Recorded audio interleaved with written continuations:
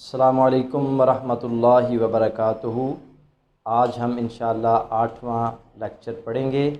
دعا ہے کہ اللہ تعالی ہمارا قرآن کے ساتھ تعلق مضبوط بنائے۔ پچھلی کلاس میں ہم نے پڑھا تھا اسم وسعت کے لحاظ سے اسم کی دو قسمیں ہیں، اسم نکرہ اور اسم معرفہ۔ بہت ساری چیزوں کا مشترک نام جو ہے وہ اسم نکرہ کہلاتا ہے، اور کسی بھی شخص، جگہ یا چیز کا جو خاص نام ہوتا ہے اسم معرفہ کہلاتا ہے۔ اسم معرفہ کی آگے 5 مشہور اقسام ہیں: معرف باللام، اور اسم علم، اور اسم اشارہ،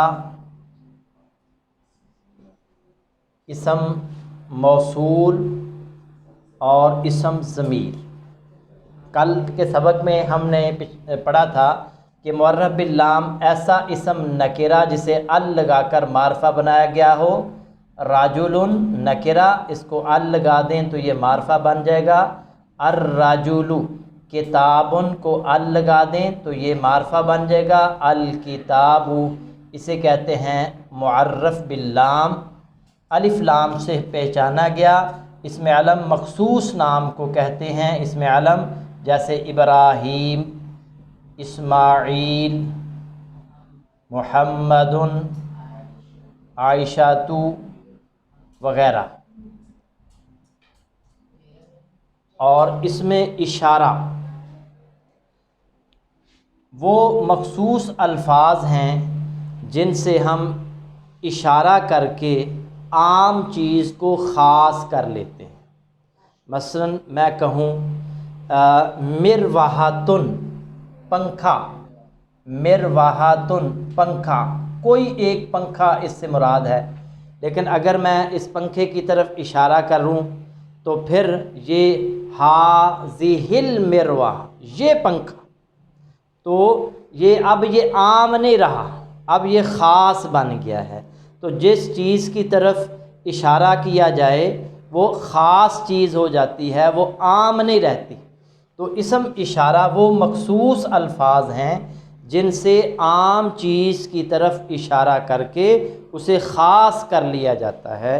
مثلا اگر میں کہوں کتاب، کوئی بھی کتاب اس سے مراد ہے، مگر اگر میں یہ کہوں یہ کتاب، تو اب یہ کتاب عام نہیں رہی، خاص بن گئی ہے۔ تو اسم اشارہ جو ہے اس کی 2 قسمیں ہیں: اسم اشارہ قریب اور اسم اشارہ بعید۔ اسم اشارہ قریب وہ الفاظ ہیں جن سے قریب کی چیز کی طرف اشارہ کیا جاتا ہے۔ اردو زبان میں صرف ایک ہی لفظ ہے یہ قریب کی چیز کی طرف اشارہ کرنے کے لیے، چاہے وہ چیز 1 ہو، 2 ہوں، 3 ہوں یا 3 سے زیادہ ہوں، اردو میں ایک ہی لفظ ہے یہ، اور انگریزی میں واحد کے لیے دس اور جمع کے لیے دیز کے الفاظ استعمال ہوتے ہیں۔ عربی زبان میں قریب کی چیز کی طرف اشارہ کرنے کے لیے 6 الفاظ ہیں: ھذا، یہ ایک مذکر، ھذا یہ ایک مذکر، یعنی اگر آپ نے کسی چیز کی طرف اشارہ کرنا ہے اور وہ 1 کی تعداد میں ہے اور مذکر ہے تو پھر آپ ھذا کہیں گے۔ جیسے کتاب جو ہے مذکر ہے، ھذا الکتاب، یہ کتاب، ھذا الکتاب یہ کتاب، ھذا یہ ایک مذکر، ھذانی یہ 2 مذکر، ھذانی یہ 2 مذکر، یہ تثنیہ کے لیے ھذانی۔ اگر آپ نے 2 چیزوں کی طرف اشارہ کرنا ہے اور وہ دونوں مذکر ہیں تو ھذانی استعمال ہوگا۔ جیسے ھذان الکتابان، یہ 2 کتابیں، ھذان الکتابان۔ اگر آپ نے 2 چیزوں کی طرف اشارہ کرنا ہے تو ھذانی استعمال ہوگا اگر وہ دونوں چیزیں مذکر ہیں۔ ہؤلاء، یہ سب مذکر، جمع مذکر کے لیے ہؤلاء اسم اشارہ استعمال ہوگا हाज़ा, हाज़ानी, हाउलाई। आपने अगर 3 या 3 से ज़्यादा चीज़ों की तरफ इशारा करना है और वो तीनों करीब हैं और मुज़क्कर हैं तो फिर हाउलाई इस्तेमाल होगा। जैसे हाउलाइर्रिजालु, रिजालु ये सब आदमी, राजुलन की जमा है रिजालुन, अर्रजुलु वाहिद, अर्रिजालु जमा, हाउलाइर्रिजालु ये सब आदमी। तो ये 3 अल्फाज मुज़क्कर के लिए इस्तेमाल होते हैं। पढ़ें हाज़ा, हाज़ानी, हाउलाई। और फिर 3 अल्फाज मुअन्नस के लिए हैं। हाज़िही ये एक मुअन्नस, हाज़िही ये एक मुअन्नस, हातानी ये 2 मुअन्नस। और ये देखें कितना आसान है कि सब का माना ये है। हाज़ा का माना भी ये, हाज़ानी का माना भी ये, हाउलाई का माना भी ये, हाज़िही का माना भी ये, हातानी का माना भी ये। इसलिए कि उर्दू ज़ुबान में इशारा करीब के लिए एक ही लफ्ज़ है ये। और हाउलाई ये सब मुअन्नस। तो इसमें देखें कि हाउलाई जो है ये जमा मुज़क्कर के लिए भी है और जमा मुअन्नस के लिए भी एक ही लफ्ज़ है। अगर आपने किसी ऐसी चीज़ की तरफ इशारा करना है जो वाहिद है और मुअन्नस है तो फिर उसके लिए आपने हाज़िही का लफ्ज़ इस्तेमाल करना है। मसलन अश्शजरतु ये मिरवाहतुन ये मुअन्नस है, मुअन्नस की पहचान गोलता है तो इसके लिए इसम इशारा हाज़िही इस्तेमाल होगा। हाज़िहिल मिरवाहतु ये पंखा, हाज़िहिल मिरवाहतु ये पंखा। तो ये अल मिरवाहतु मुअन्नस है, उसके लिए इसम इशारा भी मुअन्नस इस्तेमाल हुआ है। और अगर जिन चीज़ों की तरफ आपने इशारा करना है वो 2 हैं और मुअन्नस हैं तो हातानी इस्तेमाल होगा। हातानिल जन्नतानी, जन्नतुन एक बाग, जन्नतानी 2 बाग, ये 2 बाग। हातानिल जन्नतानी ये 2 बाग। जन्नतुन इसके आखिर में भी गोलता है और गोलता वाहिद मुअन्नस की अमूमन पहचान है। तो जन्नतुन की तस्निया बनती है जन्नतानी 2 बाग। हातानिल जन्नतानी, हाउलाइल बनातु, हाउलाइल बनातु ये सब लड़कियां।